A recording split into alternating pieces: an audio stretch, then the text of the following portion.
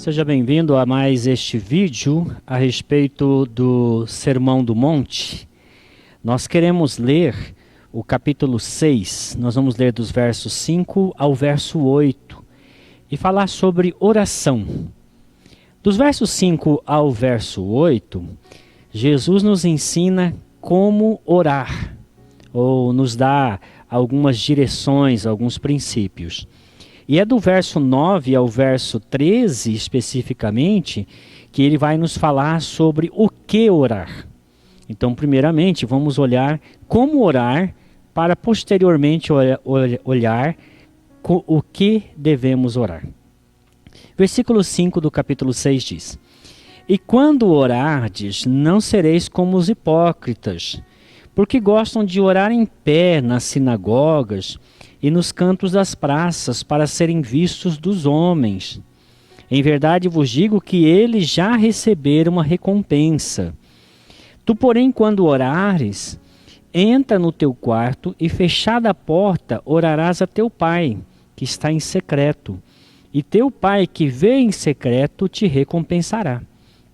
E orando, não useis de vãs repetições como gentios, porque presumem que pelo seu muito falar serão ouvidos. Não vos assemelheis, pois, a eles, porque Deus, o vosso Pai, sabe o que tendes necessidade antes que lhe o peçais. Muito bem. Quando Jesus vai falar sobre a oração, que é uma das manifestações da piedade do discípulo, Jesus lança mão novamente do princípio da discrição.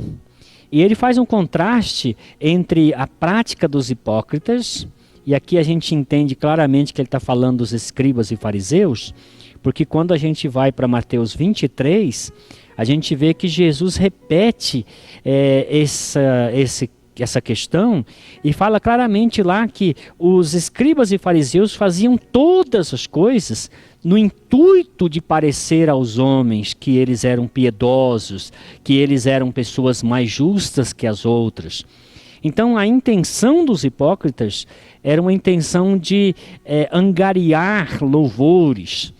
Paulo chama isso de vanglória. Escrevendo aos Filipenses, ele falou assim: não façam nada por partidarismo, nem movidos por orgulho ou vanglória, mas façam tudo com humildade.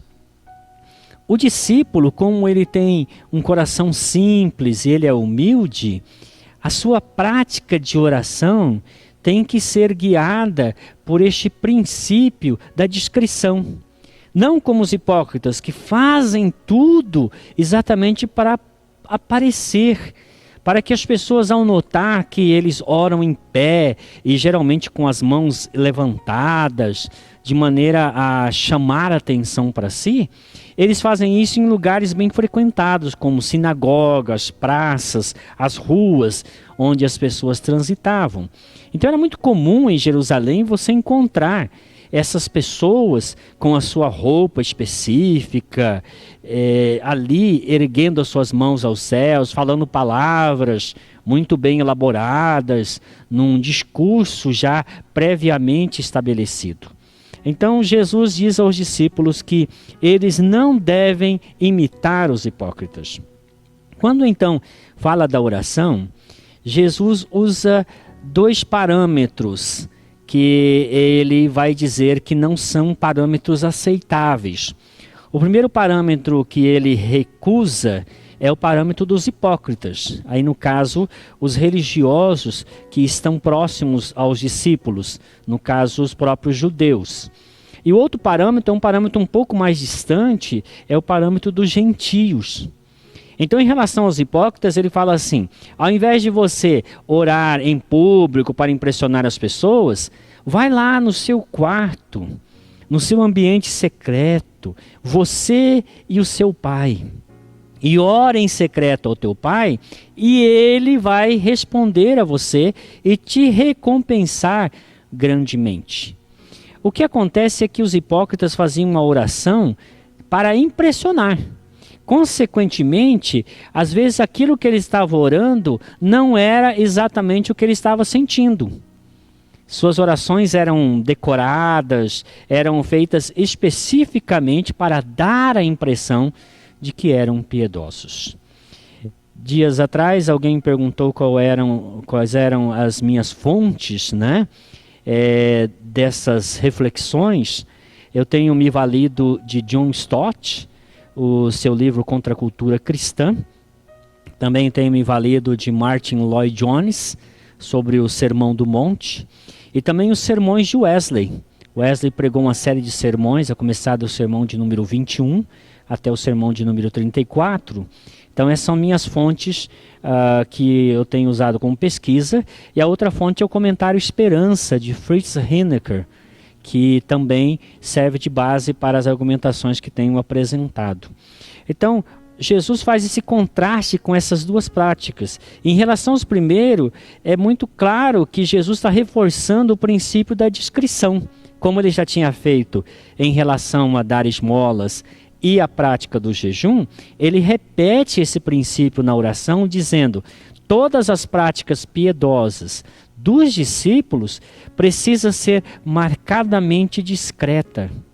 A discrição é vista por ele aqui como um elemento essencial para que nós, como discípulos, estejamos expressando de maneira externa, por meio de oração, o dar esmola ou mesmo o fazer o jejum, uma religião que é do coração. John Wesley enfatiza exatamente isso. A prática da vida espiritual, da espiritualidade cristã, ela tem que proceder do coração, e esse proceder do coração envolve a discrição. Nós fazemos isso a Deus, nós queremos ganhar Deus, não queremos impressionar os homens. O pastor Paulo Bornelli, pastor da igreja presbiteriana, de uma das igrejas presbiterianas de Maringá, numa das reuniões pastorais que pude estar presente com ele, ele reforçou bastante um conceito específico, dizendo assim: Saul, ele fez de tudo para ganhar o povo. No final das contas, ele perdeu a Deus e ao povo. Davi, ele não estava preocupado em ganhar o povo. A intenção dele era ganhar o coração de Deus. Então Davi procurou fazer as coisas de uma maneira discreta, a seu modo, não na intenção de ganhar o povo para si, mas ganhar o coração de Deus. Como resultado, ele ganhou a Deus e Deus lhe deu o povo. Então, quando a nossa preocupação é agradar ao Pai, é natural que busquemos discrição, porque o Pai quer que os seus discípulos sejam discretos. Que os seus discípulos não sejam pessoas que façam as coisas no intuito de vanglória, de receber o elogio fútil dos homens.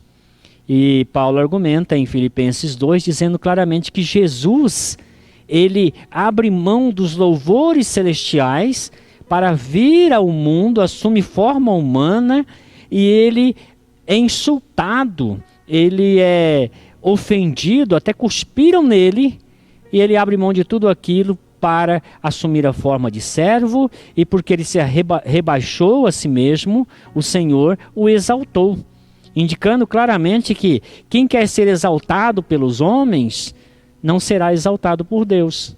Por isso a discrição é essencial a qualquer atividade da prática do discípulo de Jesus.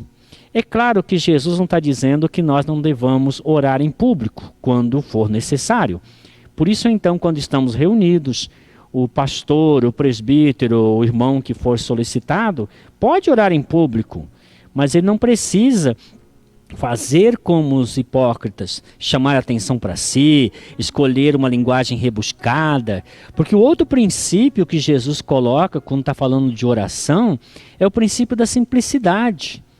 Não somente sermos discretos, mas também simples. Não é necessário fazer uma introdução bem elaborada, exaltando cada um dos atributos divinos, dizendo: ó grande, excelentíssimo, excelso, sublime Deus, majestoso acima dos céus, cujo trono resplandece. Não precisa disso. Veja que na oração que Jesus vai ensinar, ele só chama Deus de Pai e já começa a falar com o Pai, indicando o quê? Simplicidade no falar, sem aquela necessidade de estabelecer um discurso todo pomposo, muito bem elaborado, onde não haja erro gramatical ou coisa nesse sentido, porque Deus vê o coração e não a correção gramatical das nossas palavras. Em relação aos gentios, Jesus diz que nós não devemos imitar os gentios, porque os gentios eles têm uma concepção equivocada de Deus. E essa concepção a gente percebe ao ler, por exemplo, a literatura grega, que eles tinham uma ideia de que os deuses eram caprichosos, os deuses gregos, eles têm uma vontade férrea, e que por meio de sacrifícios, que envolve matança de muitos animais, orações intermináveis, repetitivas, por meio de sacerdotes caprichosos, eles queriam assim demover a má vontade de Zeus, ou seja, de Apolo, ou qualquer outra deusa, a deusa Atena, por exemplo. São deuses caprichosos. E os gentios achavam que, porque eles ficavam falando, chegava uma hora que a vontade difícil, ou aquela vontade muito forte dos deuses, era mudada a favor deles. Jesus está dizendo, e vai dizer isso em outras ocasiões, que não existe má vontade da parte de Deus. Deus tem boa vontade, como um pai que, se o filho pedir um pão, ele não lhe dará uma pedra, e se um filho pedir um peixe, não lhe dará um escorpião. Assim Jesus está dizendo assim, o pai tem boa vontade, nunca má vontade. E a oração é um meio de graça, é a maneira como Deus escolheu para, através dela, executar o seu plano em nossa vida. Então, é do desejo de Deus que nós oremos. E se Deus quer que nós oremos, é evidente que há na parte de Deus boa vontade. Então não é uma queda de braço que você fica ali falando, até que Deus fica chateado com você e daí então ele resolve conceder o que você está pedindo. Se você conseguir isso, eu estarei grandemente preocupado com você, porque provavelmente você estará fazendo o que o povo de Israel fez nos dias de Samuel, insistindo por um rei, até que Deus lhes deu Saul, e eles penaram por 40 anos. Espero que você entenda que esta não é a vontade de Deus para a sua vida. Não é por muito falar. Por quê? Porque o Pai sabe o que você precisa. Então ele já está ciente.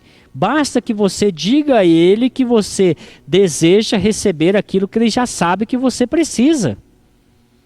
Algumas pessoas lendo essa última parte, quando Jesus disse, o vosso Pai sabe o que tendes necessidade antes que lhe o peçais, acha que esta fala é um desestímulo à oração. Pelo contrário, na verdade é um estímulo. Então quer dizer que o Pai sabe, eu não preciso orar. Ora, isso é uma concepção de graça barata. É a ideia de que, pela graça de Deus, já está tudo acessível a nós e que nem orar precisamos. É claro que Jesus nos ensina o contrário. Quando Jesus se aproxima de um cego, ele diz para o cego, o que você quer? Ora, é evidente que o cego quer ver, mas Jesus quer que o cego verbalize isto. Então Deus sabe o que você precisa, Deus sabe qual é a sua necessidade.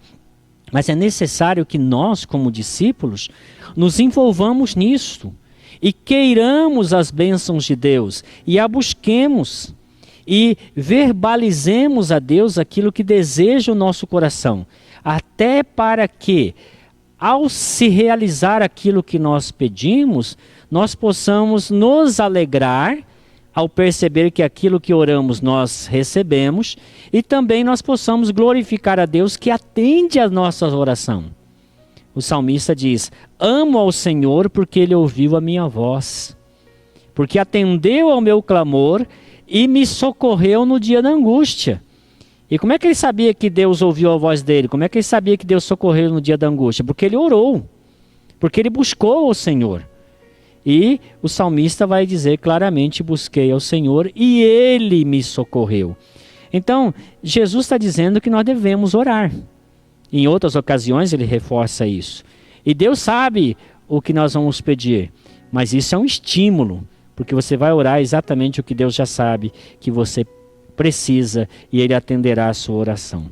Discrição, simplicidade. Eis os dois princípios que regem a prática da oração dos discípulos de Jesus Cristo. Que Deus te abençoe.